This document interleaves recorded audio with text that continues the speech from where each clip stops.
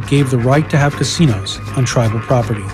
Successful tribes such as ours must have the help of qualified, honest professionals that understand the business and politics of Native American gaming. That he had many influential people in his pocket.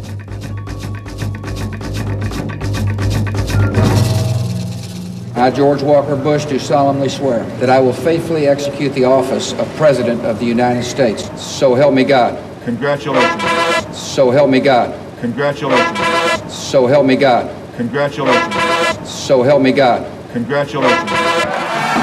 Jack had raised lots of money for Bush and convinced his tribal clients not to contribute to Bush's key Republican rival, John McCain. This is a house that Jack built, y'all. He clearly had a big practice, $5 or $6 million.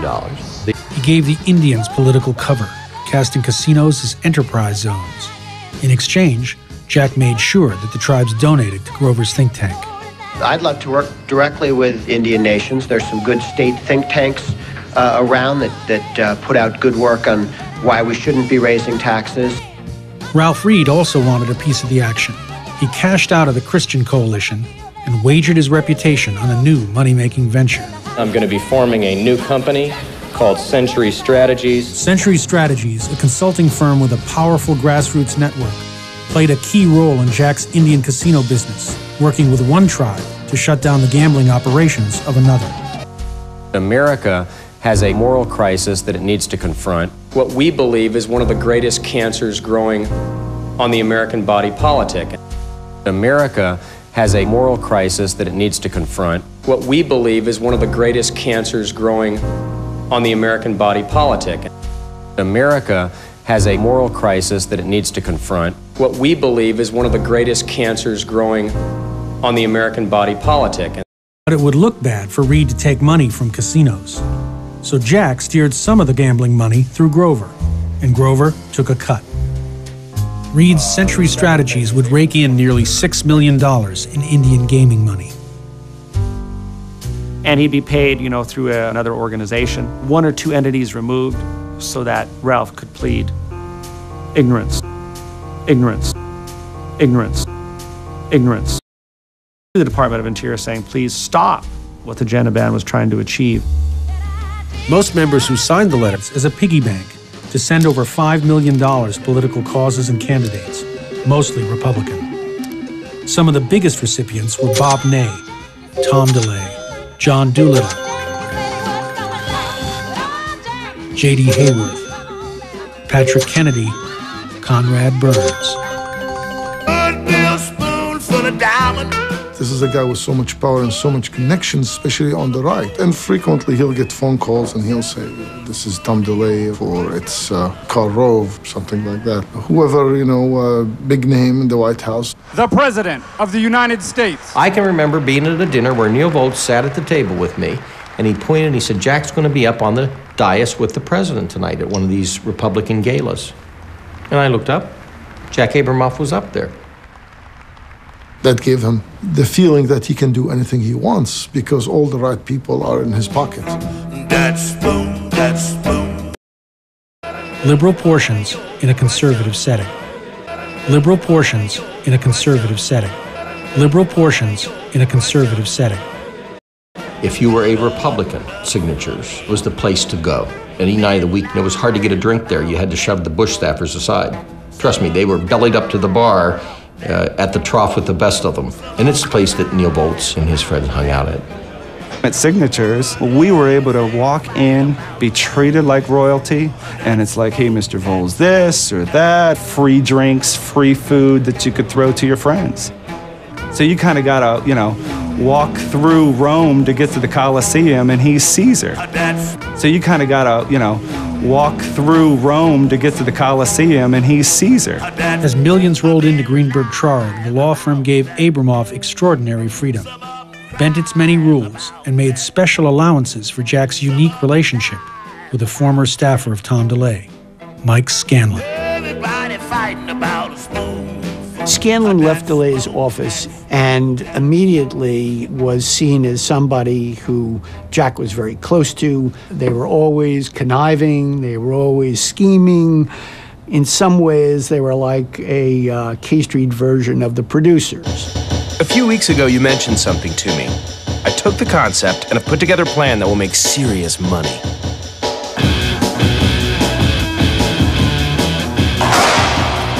I love this bitch talk, you punk-ass bitch. As soon as I get your ass on the court, you'll be crying like a baby. We will see about that, fucko. By the way, you're a total stud on this effort. I might have a gimme five situation. Thanks. I'm having a great time running the gimme five. Jack also said, if you really want to be effective in Washington, you need grassroots skills. And the man who can deliver those grassroots skills is my old friend, Michael Scanlon. Most of the money went to Scanlon's company. Unbeknownst to the tribes, roughly half that money went back to Jack Abramoff. Remember, we promised when we had dinner with the chief that we would make them the most powerful folks in the state. Mo moolah, gimme five. Let's grow that 2.1 million to 5. We need a true gimme 5. Mr. Abramoff and Mr. Scanlon apparently convinced the tribes to pay grossly inflated fees to Mr. Scanlon's companies. Ultimately, the two men each reaped at least $21 million in profit.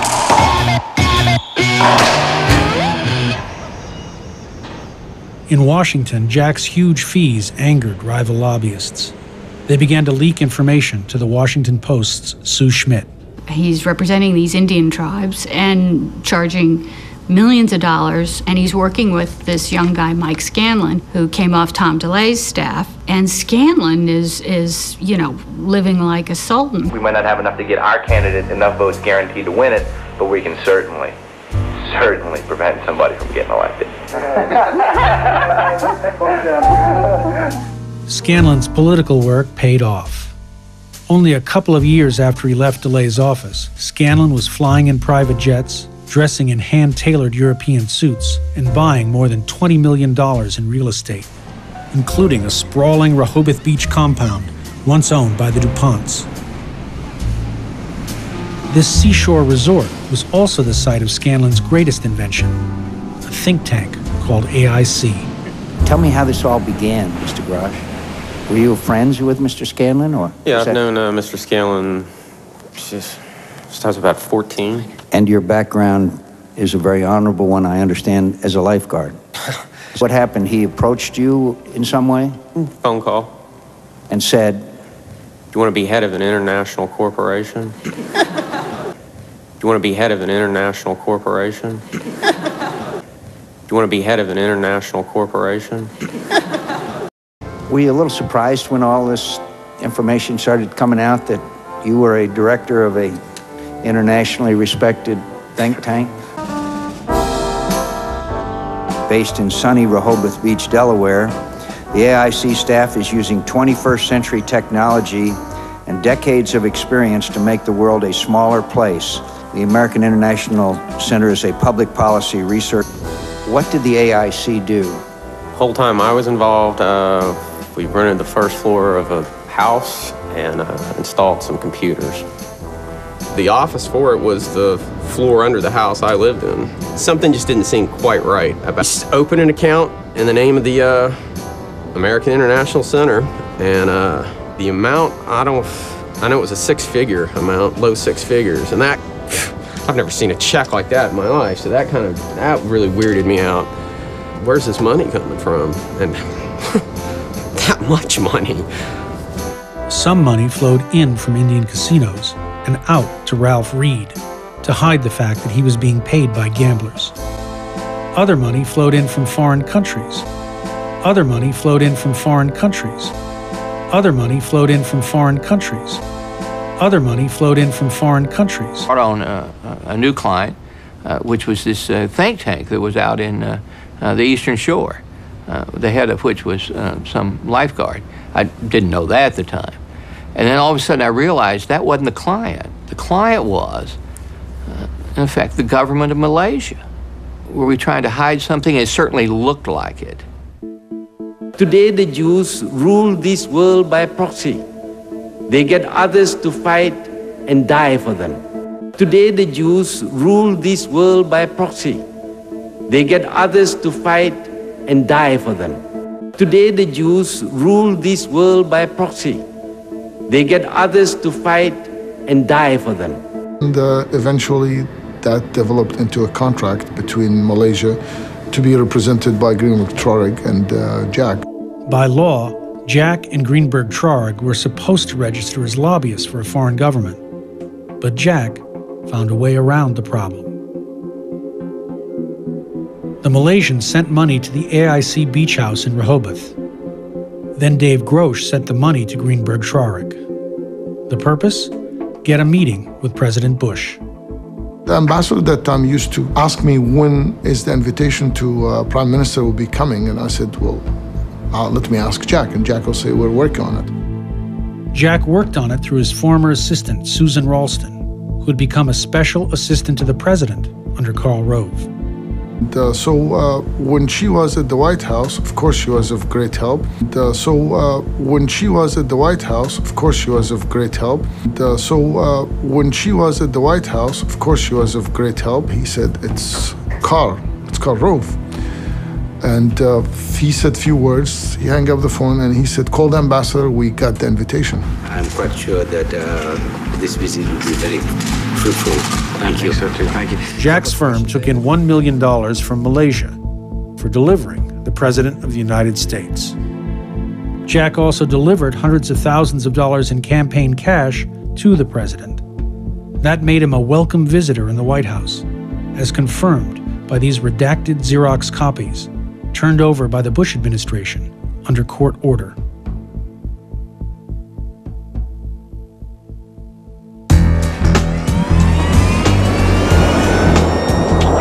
Fire up the jet, baby. We're going to El Paso.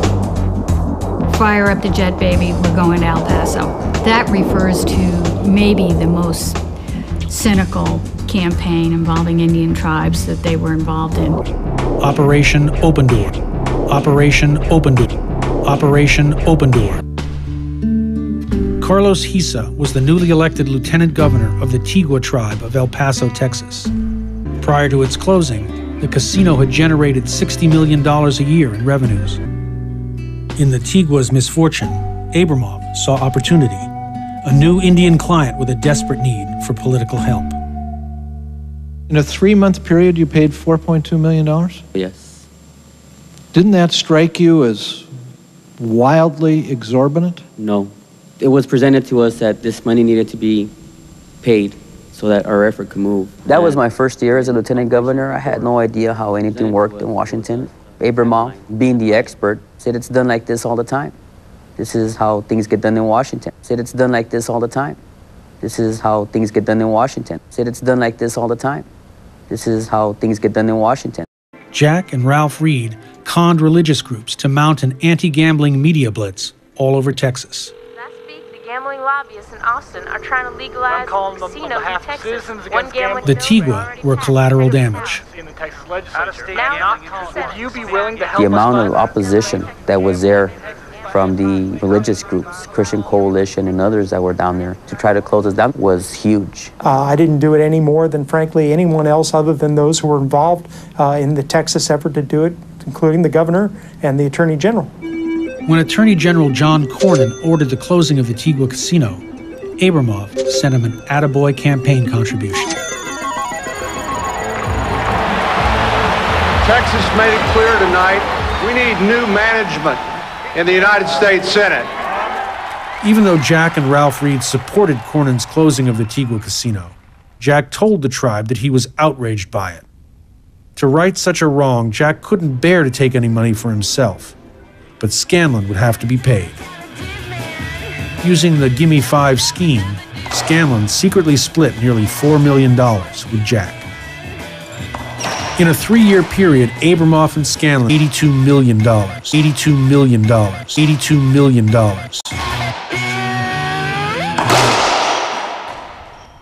A few dissident members began to raise questions about where the money was going.